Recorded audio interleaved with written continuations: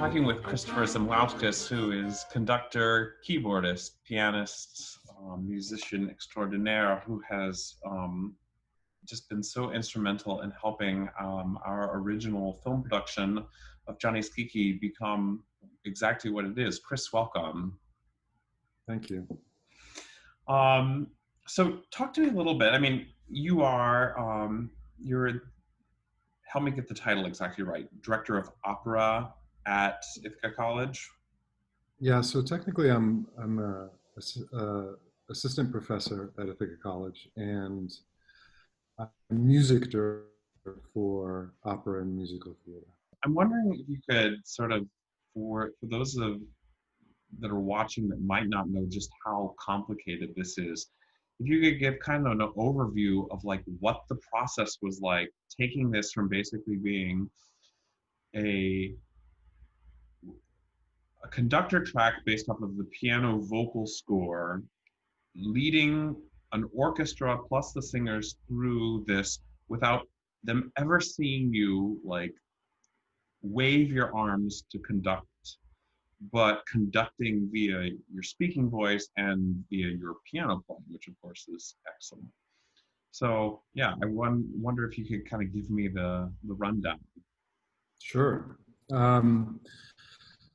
Yeah, everybody's artistic life went on hold, obviously, March, April, May of this year. And so, gigs were canceled, engagements were postponed, and all of that kind of stuff was happening. And when you contacted me, I was just, preparing myself for a sort of empty summer season, as my engagement had been postponed till the next summer.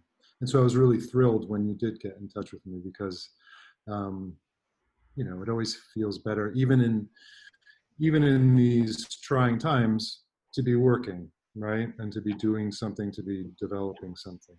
So in terms of the actual process of this project, I was really excited about it because I'm a pianist first and then a conductor. That was the sort of that was the path I followed. So I was a piano major in college. I was a collaborative piano major for my master's degree. And then I interned and became a young artist for the Minnesota Opera, where I started my sort of conducting started to develop, and my interest in conducting developed, and my study of it really started there. And it's all based on my collaborative piano playing. So for instance, I play for so many singers all the time, and whether it's in a recital situation or an audition situation, or coaching and working with opera singers in that way. And I always felt that my playing very much informed my conducting, the physical act of conducting. So it was kind of an easy transition to make. So what I mean by that is, in order for this project to work, we had to base it upon a recording of the score on the piano.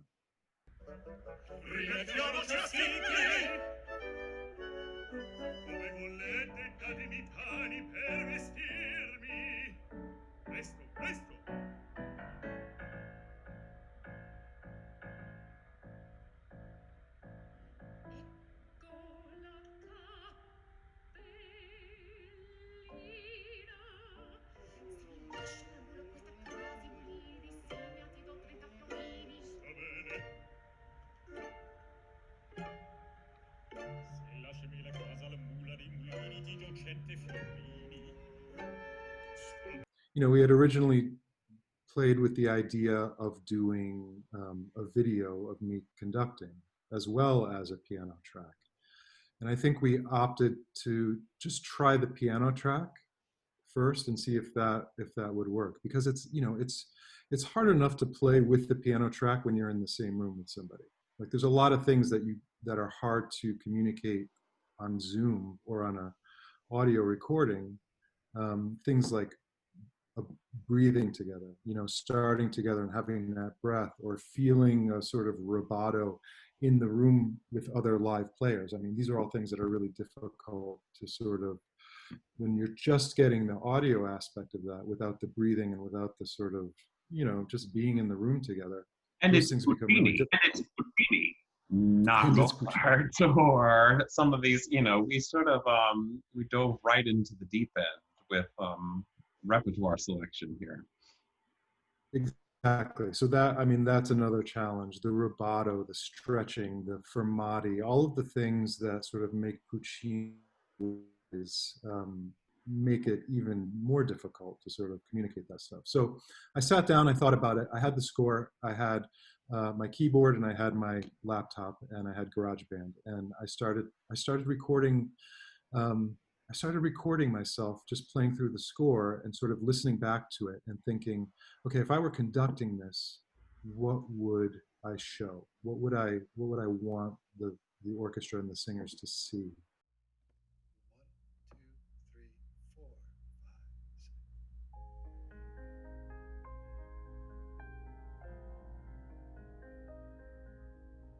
Mi piace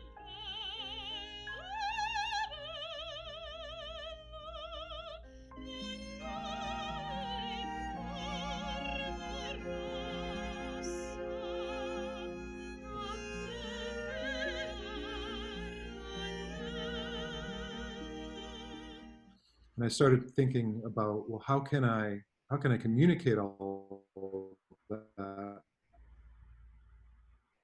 right? So certain things like rubato, or let's say we're going to slow down at the end of a phrase.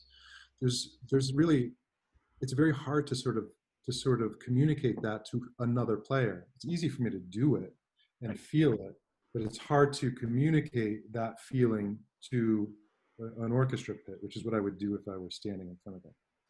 So I started coming up with, tricks to do that playing on piano. So for instance, if I'm getting to the end of a phrase and we wanted to take some time, I would add subdivisions that are not written in the score to my left hand, just to sort of beat out the pulse, the slowing down of the pulse, so that as you're listening to it, say I'm playing the violin and I'm listening to that, I can really feel that pulse as a subdivision, as opposed to, actually seeing the subdivision Right. and hearing it. And so little tricks and things like that. Signor Giovanni, rimanete un momento, invece di sbratare, dategli testamento, cercate di salvarci, a voi non può mancare un'idea patentosa, un trovato un rimedio, vi prego, un espediente. Ma di quale gente?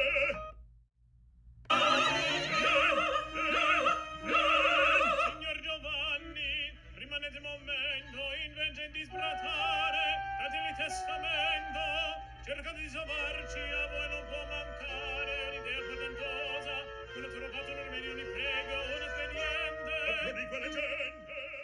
It's pretty amazing in that it's this thing that of course, doesn't make it into the final product. You would think, after listening to it, that the orchestra had been in the same space and had been standing there in front of a conductor who, had been really coaching that orchestra on what the Puccini style is, this rubato, this sort of sense of like every phrase is very alive in Puccini in a way that with other things we just sort of fall into a more standard like beat pattern, and it's just it took for me in hearing this, and I can say it with pride, like in retrospect, that it took it from being like, okay, let's at least get to some sort of like mechanical, we're all on the same page and at least the music is there and the music's intact, to it actually being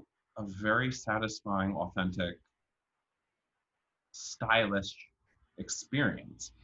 So that, I think, in and of itself is worthy of like the project, and that's all you. So bravo. Well, that was the challenge too. It's as soon as I made these tracks and I went back and re-recorded, and I learned a lot about my own playing and how I demonstrate things to singers or instrumentalists from the keyboard, which was really valuable to me, and is going to sort of um, continue on in the work that I do, and even in my conducting work. But that was the challenge, right? To make something that's going to be technically together. You know, we have to play together, but at the same time, we have to try to find that style. And so, you know, after that was all recorded and before we sent it to the orchestra, I wrote a short sort of email to them with some bullet points about certain sections of the piece that they should look out for, certain vocal things that were going to be happening while they were playing, some stylistic things, some things that I would do in a room with an orchestra, saying, well, that's too loud. We need to pull back there and make a little bit more room for the singer, or things like that. Things that I thought would be problems, things that I thought I would have to rehearse in the room. I tried to make a document that sort of talked them through that kind of stuff. And for the most part, it worked. And like you say, it was surprising in a really exciting way when some of these orchestral tracks were coming back to us, and we were hearing how they were playing and how they were playing with the piano track, and how that all came together. It was really exciting.